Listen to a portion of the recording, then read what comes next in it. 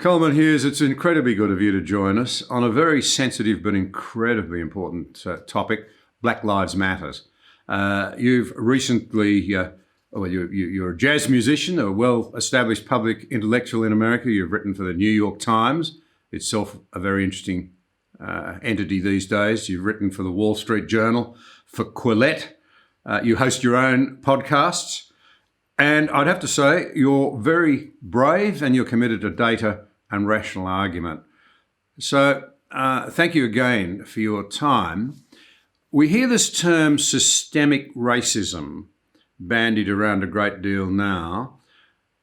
What I'd like to do, though, is to take a helicopter view of, if you like, the whole issue of racism as a horrific blight, really, on human nature, and then look at the way in which it's played out.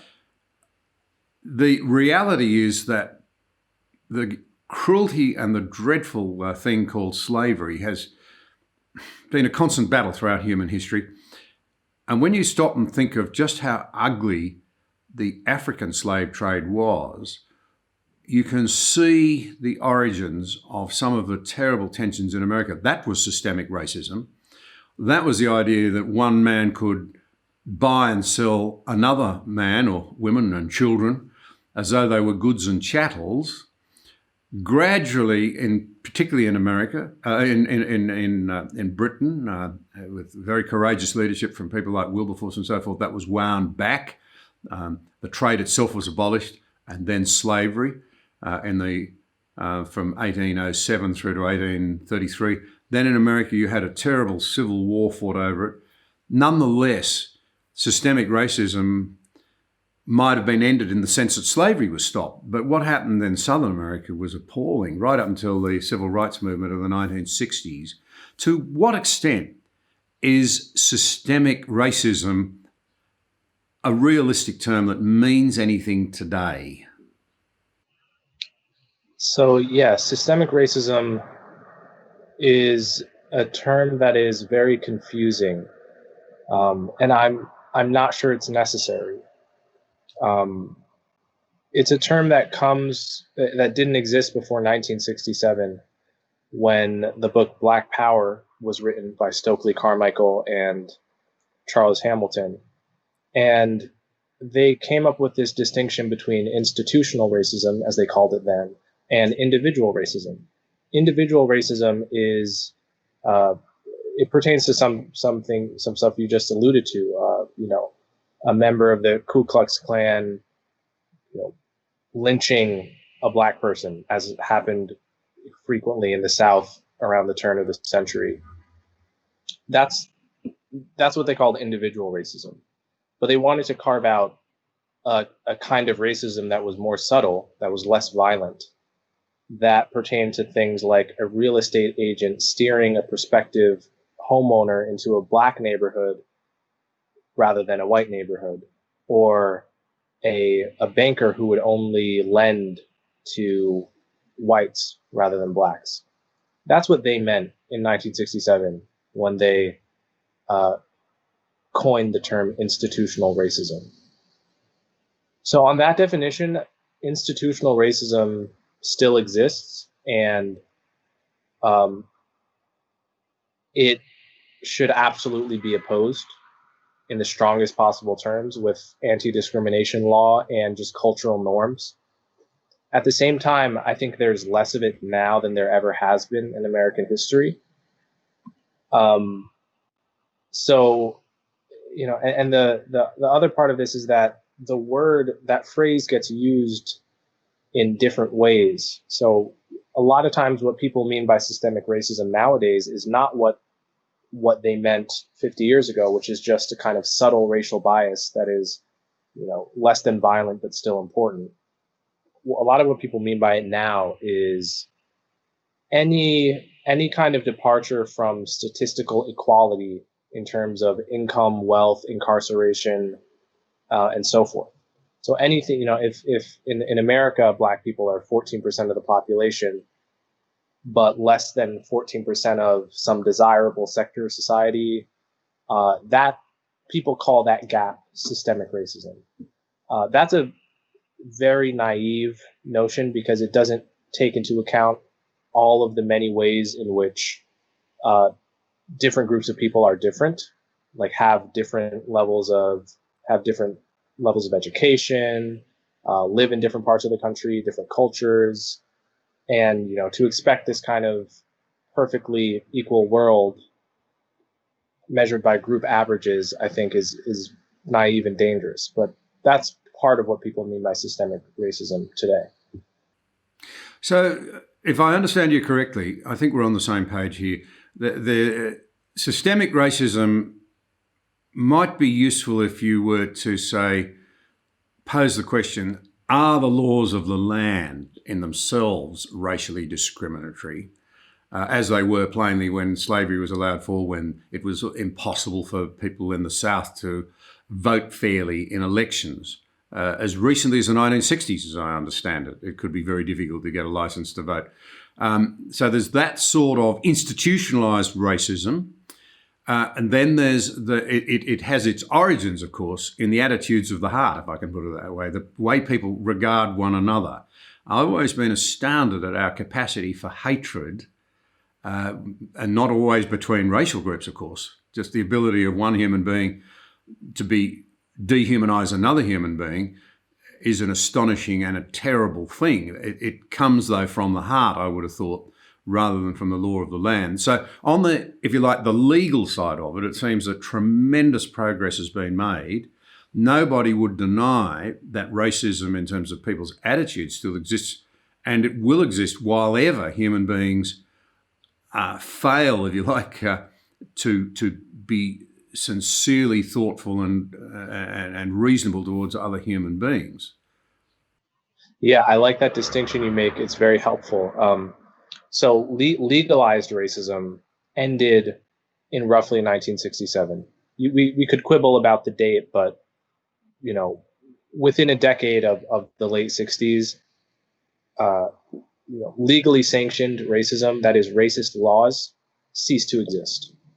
And what we're left with is what systemic racism originally meant when the term was coined, which is really more accurately put as you sort of said, racism of the heart or of the mind or of the even barely conscious variety that many people have to varying degrees, not just white people, of course, black people too. And that's a harder target to actually reform because you can't legislate. If a cop has a racial bias against black people and is more likely to be suspicious of a black person than a white person in a similar circumstance, that's a much harder thing to regulate away than a outright racist law preventing black people from voting. So we had a massive change in this country in the late 60s, which is that the fight, which was previously thought to be unwinnable, was won. Black people, had equal rights under the law, could vote, and so on and so forth, had the right to housing. But we were still left with, the reality of racial bias. And as you said, racial bias is just one species of human cruelty. It's always worth remembering that the racial slavery system in America grew out of a system of indentured servitude that was colorblind, but that disproportionately impacted white Europeans at first. In the 17th century, there was very little slavery of Africans in America. There was a lot of indentured servitude of other Europeans, and it obviously didn't last. It was not a life sentence, but it was equally cruel. And a system of racial slavery evolved gradually out of that. So yes, that cruelty has ended, and as well as legalized racism, but we are left with this more subtle kind of racial bias. And there's two attitudes you can take to it, at least two. One is to look forward to a world in which there is literally no racial bias whatsoever, and to try to get to that world at at any cost, no matter how draconian you have to be politically, or to understand that there are trade-offs involved. That just like we'll never get to a society with zero murder, we'll never get to a society with zero racial bias, because we are built flawed. And just like, what it would take to get the murder rate to absolute zero would be a kind of dystopian police state nightmare that wouldn't be worth the trade-off. The effort to get to a society completely devoid of the last vestiges of mental racism may also involve trade-offs that are not worth it. So there has to be a conversation between different factions of society that are, seeking to, on the one hand, to reduce racial bias, and seeking, on the other hand, not to infringe on people's personal liberties, not to not to start witch hunts of people, not to get people fired for false instances of racism, not to define racism so widely so that any opinion that you don't like falls in that category. So there has to be that back and forth. You just said something that I think is incredibly important. You use the term "we're built flawed." That's an acknowledgement that each of us needs to take on board. We are all capable of doing the wrong thing. We're all capable of behaving nobly. And if you go back to the anti-slavery movement just for a moment, think of a man like John Newton, who wrote the still most sung hymn today, I gather, Amazing Grace. He was a dreadful piece of work, engaged in the brutality of the slave trade. He himself, in his own diaries, recorded about just how appallingly he behaved. Now, he had a dramatic conversion experience and became an incredible anti-slavery campaigner. He switched as a flawed human being from the darker angels of his own nature to the better, and became a great campaigner for good. It's worth remembering that he points out that he then became worried about the fact that it was some African tribes themselves who were trading in slaves that were finding them, bringing them to the coast and on selling them. What is my point? My point is that all of us can do the wrong thing. All of us can undergo a change of heart and do the right thing. And I've always been struck by Martin Luther King, who seemed to want to say the colour of this shouldn't matter. It's the content of character. But now we seem to be turning it around and saying the colour of skin really does matter. Yeah, so two things there. I couldn't agree more. I think the more you learn about human history, and especially world history, the more you are absolutely unsurprised when any group of people is incredibly cruel to another. Skin color has nothing to do with it. As you correctly noted, the vast majority of African slaves sent to America were not made slaves by Europeans. They were made slaves by other Africans and sold for goods by those Africans who profited and sold to the New World. There was a massive, slave trade perpetrated by Arabs, which involved millions of Africans. It also involved enslaving Europeans. China's had slavery since ancient times. I think it's easy to be provincial, having been born in a modern era, about how commonplace cruelty has been throughout the world, throughout history. And therefore, it's easy to make the mistake of thinking that somehow white Europeans have been uniquely cruel. Very few people know that the largest contiguous land empire in history was the Mongols, right?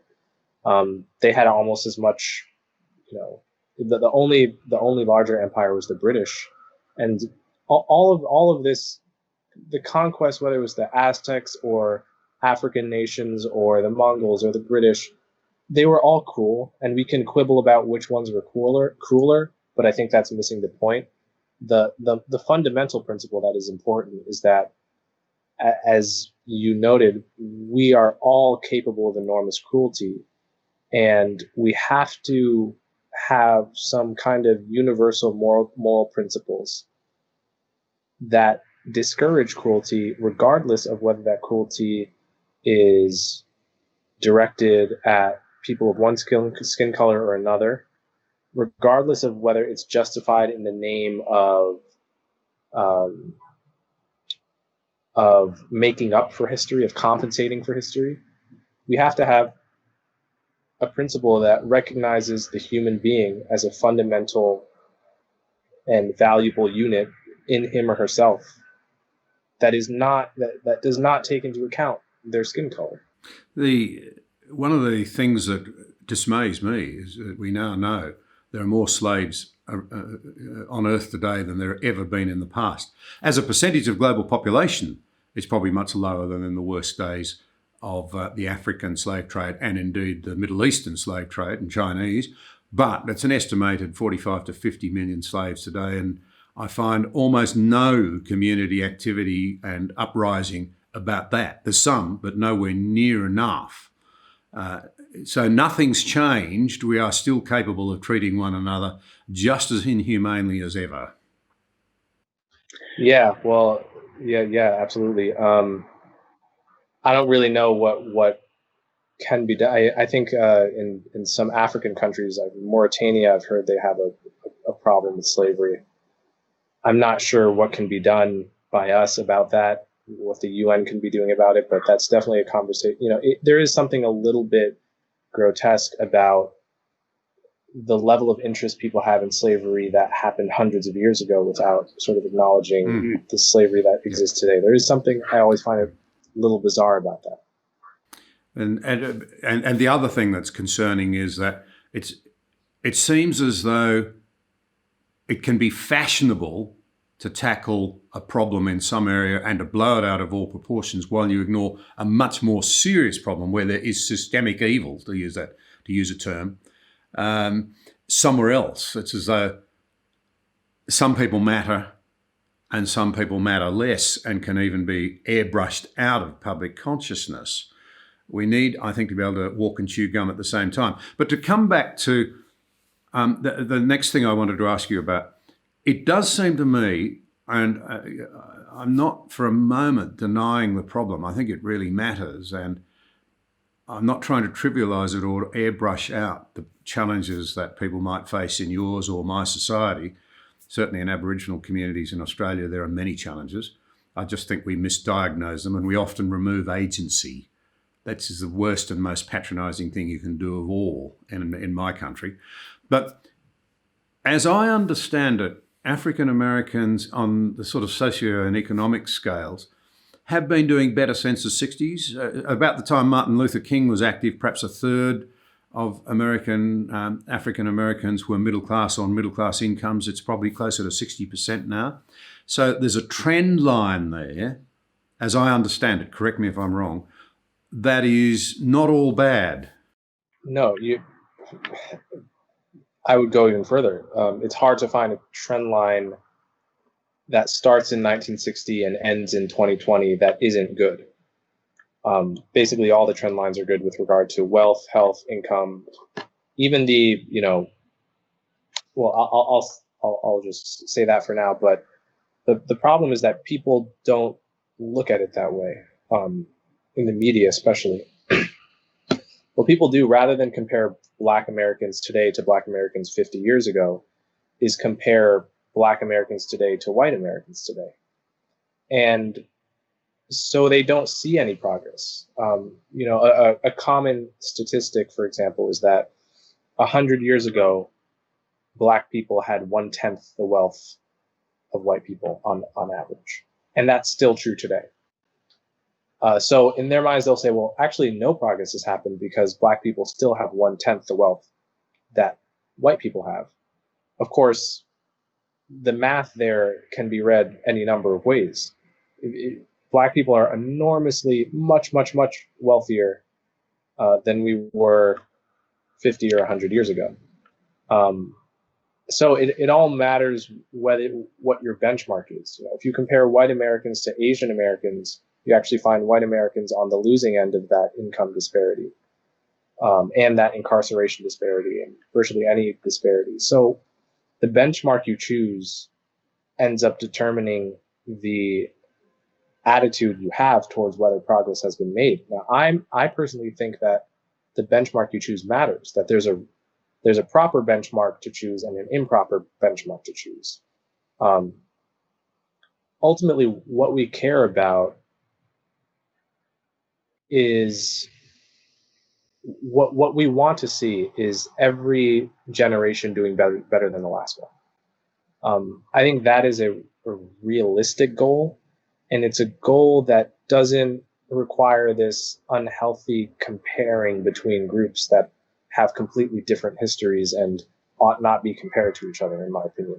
Why always compare black outcomes to white outcomes if white people had several hundred years of head start? Like if you're running a relay race and you inherit a 10-yard disadvantage from the last runner, it's not a failure if you don't recoup the 10 yards necessarily. It's what you want is to make progress, right? That's how I view things. Now, that's somewhat controversial position in the American commentariat, but I think it makes sense. Well, that's a very valuable insight, I think. Can we come then to, you're very strong on data and facts, which seem to matter less in the age of identity politics, I might add, than emotions and feelings and tribalism. But what are the real numbers in terms of police killings in America and the, if you like, the racial background of those who are shot or killed? As I understand it, they're quite revealing. And in fact, in a nation of 330, 340 million, with the reputation America, if I can be frank, has now for violence, the numbers of people, men, and mainly men anyway, who are shot, surprisingly low. But can you give us a bit of a feel as to just how racially they break down? Sure. So roughly, I'm summarizing from the past 5 years of data. Roughly 1,000 Americans are killed every year by a police firing a weapon. Of those 1,000, usually 95% are armed at the time that they're killed, and the policeman or woman made a decision to pull the trigger on an armed suspect who was viewed as dangerous on account of being armed. Now, not all of those were justified, perhaps, but it's generally safe to assume that most of those are cases where a cop is doing his or her job correctly by, eliminating a genuine threat to other people. So that leaves about 50 unarmed Americans killed every year in a country of 330 million that has something on the order of 10 million arrests every year. 50 end up with a person who's unarmed getting killed. Now, of those 50, the majority are white, or at minimum, the largest group are white. Usually about 40 to 50% of that subset are white, and almost all men. Usually anywhere from 25 to 35% of unarmed Americans shot by the cops are black. And then the rest are Hispanic largely, and very few are Asian. So if you look at that disparity at face value, it can seem like there's racism there because black people make up 14% of the population total, but about 35% of unarmed Americans that get shot by cops. So you can say, why isn't it 14%? Doesn't that indicate that there's a racial bias? The problem with that is you have to adjust for other variables. The cops aren't randomly, knocking on people's doors and encountering different citizens of different races equally. The cops are responding to 911 calls. And the cops get more 911 calls from Black neighborhoods because of the underlying facts of racially disparate crime, which is to say, Black people are about 7 times more likely to commit and suffer homicide, for which we have the most reliable data. Which means that if you're getting 7 times as many homicide calls from the Black community as you would expect based on population alone, you just have more opportunities for things to go wrong to begin with. So once you control for that variable, once you control for all of these important variables, all of the studies, or the vast majority of the most rigorous studies, especially the one done by Harvard economist Roland Fryer, who admitted that the results surprised him, is that there is not an anti-Black bias in a cop's likelihood of pulling the trigger. But the other thing the studies tend to find is cops are quicker to put their hands on or rough up a Black or Hispanic suspect. I don't think that we have a clear picture of why that is. It could be due to racial bias. And no doubt, I think there are racist cops, and there's a wider set of just, whether or not they're racist cops, they're bad cops. And there's a huge problem with the police being held accountable when they abuse people. So I'm not minimizing any of that. I'm just to the specific question of whether there is an epidemic of cops killing unarmed Black people. It's not true. Seems to me that you made a very interesting point there, that the 911 calls, different numbers in our country, but the emergency calls often originate from Black people looking for protection. They have every interest in, I would have thought, building a better, more effective,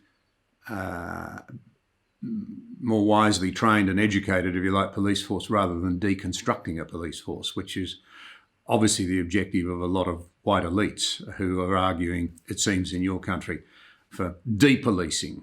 Seems to me to be the worst possible solution, and shows a real lack of understanding or perhaps even interest in the facts. I agree with everything you just said, except that it's not just the white elites, it's also activists, Black activists, white activists, activists of every color are calling for, who are in their own way a kind of elite. Your point is well taken in that it's not the typical person, Black, white, or other, who wants to defund the police. And polls show that, the majority of Black Americans do not think that's a good idea. And as you also say, often improving a given institution can require funding it more sometimes. We often, when we talk about public schools failing in this country, no one suggests that few people suggest that the solution is just to defund the public schools, as if taking away money from an institution will magically translate into them being more proficient at their jobs.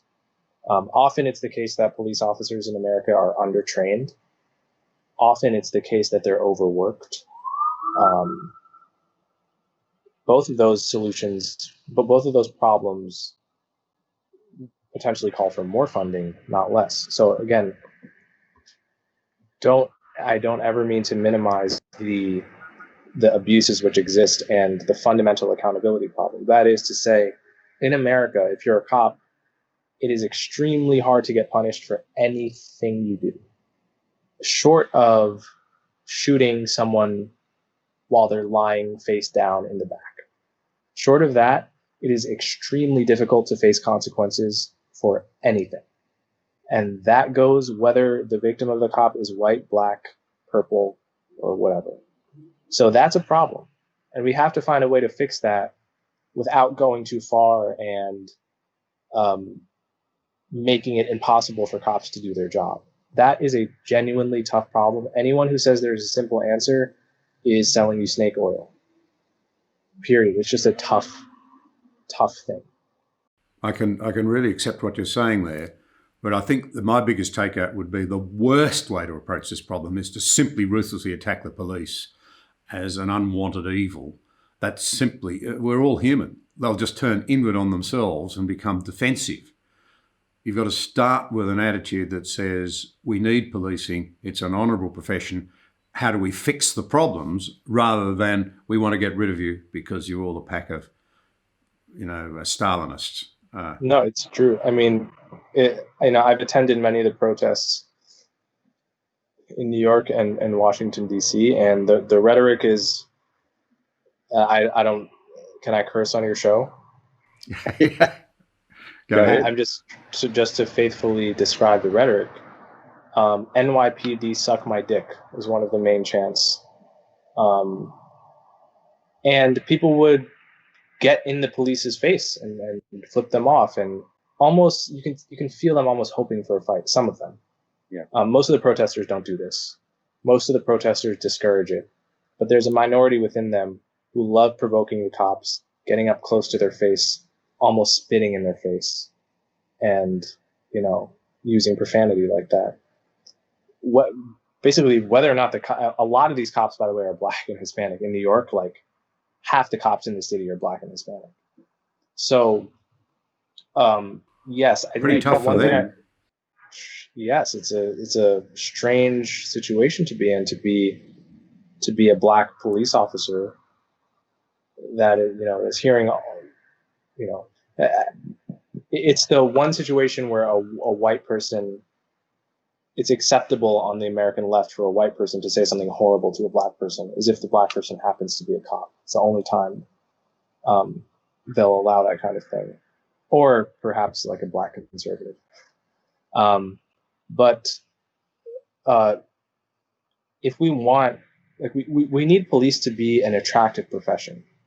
Yeah. Because one of the big problems, and Ray Kelly, the former NYPD commissioner, New York Police Department commissioner, made this point, is that a lot of times police departments are hiring their problems. They're hiring bad apples. I'm not saying the problem is only a matter of bad apples. It goes far beyond that. It's a matter of systemic incentives and so forth. But there's, in addition to that, a problem of hiring people who should not have been cops, who should not have passed the screen into being cops. Why do police departments have to do this? Because not that many people want to be cops. It's a dirty profession in some ways. It's one of the 20 deadliest professions. A cop gets shot almost every day in America. That's another thing that's not true I imagine it can't be true in Australia. No. After your gun reform, it's definitely not true in Europe. But here in America, a cop gets shot almost every day. In addition to that, there's a portion of the country that hates you because you're a cop. Most jobs like that, people don't want to sign up to be hated. The average salary is something like $50,000, $55,000, which is good but not great. So we want a bigger applicant pool to begin with, so that we can get the cream of the crop. We want to be able to, in theory, bump up the salary for cops so that we can attract people who would have otherwise gone into a higher paying profession to become cops. That's part of the way that we're going to get to more healthy relationships between police and civilians and higher quality police. How can we do that if we demonize the cops? If we make it the kind of, I imagine, what is the typical Black 12-year-old in America, who isn't going to go to college because it's not really for him? How are his attitudes being shaped towards the possibility of becoming a cop right now? If you grow up in this era, you'd almost have to be crazy to want to become a cop. You'd have to have a really strange level of, being able to shun the zeitgeist and to go against the crowd, which means that, there's going to be fewer Black cops, maybe even fewer white cops. I don't know. And the ones, in any way, it's just going to distort the applicant pool. I worry that it is. I don't have necessarily strong evidence, but So it's something to worry about. as trust and goodwill and faith in our institutions breaks down right across the West. This is actually true of a lot of professions. I for many years was in public service as an elected member, but the disincentives, ironically, people sort of say, oh, they're only in it to line their own nests, they're all corrupt, they're all this, they're all that. And that just discourages good people, the very people you want, from taking up the profession. It makes it a sort of self-fulfilling prophecy. They're no good, so they end up being no good. You don't solve the problem, you actually make it worse, which is what sort of worries me about the extraordinary emotion and heat that develops around things that are potentially real problems. Can we go back to your data, and you argue powerfully, the evidence is strongly supportive of your position, as I understand it, that blacks are not badly overrepresented in the prison numbers, for example, in terms of what they've done. They're not so much more likely to be arrested and incarcerated. It's more the fact that, as you yourself said, there are a lot of calls, particularly things like homicide, from black communities. It seems that you've got a lot of particularly young black Americans falling by the wayside, black men, and ending up in incarceration. There are other factors than simply the colour of their skin. Can we tease those out a little bit? What other factors are creating the problem? We know that many black Americans are doing very, very well, but plainly there are many young men in particular, because they're vastly overrepresented versus women in your jails. What's going wrong for them? Well, it's hard to know where to begin, but I think you have to say it begins in the home. Roughly 2/3 of black children are born out of wedlock. The rate of single motherhood in the black community is much, much higher than in the white community, and has been for, going on 50 years, maybe 50, 60 years now. More than just the reality of, not having a father in the home, is where you have whole neighborhoods where there are very few houses with fathers steadily in the home. I think, frankly, if you grow up in a nice neighborhood and you're raised by a single mother, I'm not sure you're going to be ruined by that necessarily. If you're in a stable environment, you certainly might have feelings about not having your father in the home, but it's not like that's a pipeline to prison. But if you're in a neighborhood where there are very few stable family units, where like 90% of families are not a married couple raising their children, right? This is true in many places in America, in certain black neighborhoods. It is very hard for the government to come in and fix that with public policy. So much of stability and so much of the nourishment that can come from having multiple adults raising their own children in stable units where adults are not shifting around with partners and whatnot. It's very hard to correct for that chaos, that social chaos, when it exists. And when that is the norm, you can very easily get into a cycle of that kind of behavior. If you grow up and it's just normal to father kids out of wedlock, that's all you know. If it's normal to commit crime and to have a criminal lifestyle, and the men you grew up idolizing were criminals, then again, that's all you know, and you can fall in. It's just much easier to fall into it in that context, and it's very difficult to break a cycle like that once it's begun. So, all of that is to say, there are very difficult problems here. There's a reason we haven't figured out how to solve this problem easily for 50 odd years. It's because it's hard. You can't, it's a really important aspect. You can't just sort of change a cultural pattern that people have grown into, even if it's a result of past government policies in some sense. even if you can trace all of it back to slavery, I'll just grant for the sake of argument that one could do that.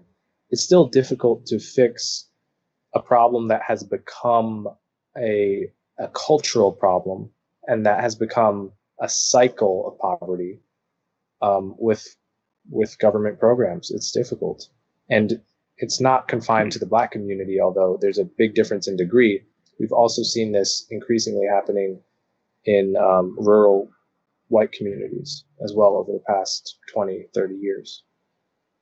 It's common right across the Western world. I think we've known for a very long time that boys in particular learn by imitating, by modeling, following modeling. And ideally and most efficiently and most effectively, that is, I think, in the presence of the biological father who teaches them how to treat others, how to treat their mother, how to treat the community members around them with respect. If dad's not there, well, because boys look for a model, they'll find the bloke next door, and if he's not there, then they'll join a gang, which seems to be a particularly disastrous outcome. But here's the point I'd make. I would have thought that one of the most effective things you could do if you wanted to lower the rate of incarceration and terrible outcomes for African American men, just as for white American men, you'd address this issue of the home environment that they grow up in. That would be more effective than protesting on the streets in the long term. But, as you call them in your country, the liberal establishment won't have a bar of it because you're not allowed to cast judgment on the sort of environment in which we raise our children. Anything goes in the name of civil liberties. And then when it turns into a disaster for people, well, we riot on the streets. Yeah, the American left has a kind of, and you alluded to this earlier in the conversation, a position on agency that is fundamentally flawed, which is that if a Black person does something bad, he is not to blame, ever. It is always society. And to blame him makes you a racist. That's the quintessential example of racism among American progressives. If a white person does something wrong, then it's very much valid to blame him. Now, what does that say? What does that actually say? I'm not dismissing that society has a collective responsibility to remediate issues that, wrongs that are done by individuals. Like, we do have a responsibility to use public policy to try to reduce crime and incarceration. Absolutely. That is completely true. Not denying that. What I'm saying is, if you can't ever take a stance towards another human being which blames him and him alone for his actions, then you actually don't view him as someone who is capable of changing his actions. The reason you appeal to blame in the first place is because you think it can get someone to act better. When your child does something wrong, you know that by shaming them, that it's possible for them to change their behavior, to develop a better character. They're a person with reason that can be appealed to act better or worse, and to merit praise when they do the former and blame when they do the latter.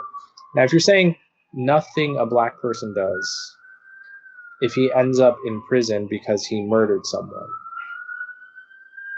that's all society's fault. It's not his fault at all. Or if he walks out on his children, then that means you don't view Black people as a whole, as a group of people that can be appealed to do right or wrong. You are essentially infantilizing all Black people in the name of anti-racism. It would be funny if it weren't so sad, because that's the essence of racism. The essence of racism is to say, you're not an agent that can be appealed to improve your behavior. You're some lesser kind of thing. But on the American left today, that's viewed as what it means to be not racist. Can I ask, at a personal level, how does it feel for you, who, you're very dedicated to reality? You see the problems. You don't deny the problems for a moment, but you see the importance of actually assembling a real understanding of what's happening before you then try and launch into finding solutions. What's it feel like to be part of a society that's less interested in reason, debate, and more interested in emotion? Does it put you in a difficult position? In practice, there are just whole swaths of media that aren't that interested in rational conversations. I feel often I'm playing a different game. I'm playing a sport that has a different set of rules than some other people. I'm playing a game that has rules like you have to use facts and evidence and logic to back up your argument. The fact that a fact comes out of white mouth or a black mouth doesn't matter to its being true. That's my general approach. I think I could defend that approach if I had to. But other people have completely different approaches. They view the world purely in terms of groups of good and evil people. The evil people are often defined by their identity. And it's all a matter of wresting power from them. It's simply a matter of using rhetoric to wrest power from the good people and give it to the bad people. So if I'm put into someone who has even a little bit of that software operating on their mind, conversation breaks down extremely quickly because it's just like they pick up the soccer ball, or I guess what you would probably call the football, with their hands and just throw it into the goal. And I'm insisting that they use their feet to kick it. Well, I salute you for your courage, for your calmness, and for your reason. Progress is never made, particularly in a democracy, without those qualities. So all strength to your right arm, and I hope you feel you can keep carrying on, and that people everywhere will recognise you only get good public policy when you have a good debate, and good debate ultimately depends on facts and reason. Could not agree more. Thank you so much for your time. You've been very generous, and I really appreciate it. Absolutely. Thank you for watching this episode. We appreciate your support. If you value vital conversations like this one, be sure to subscribe to the channel there, and also click the notification bell to stay up to date with new releases.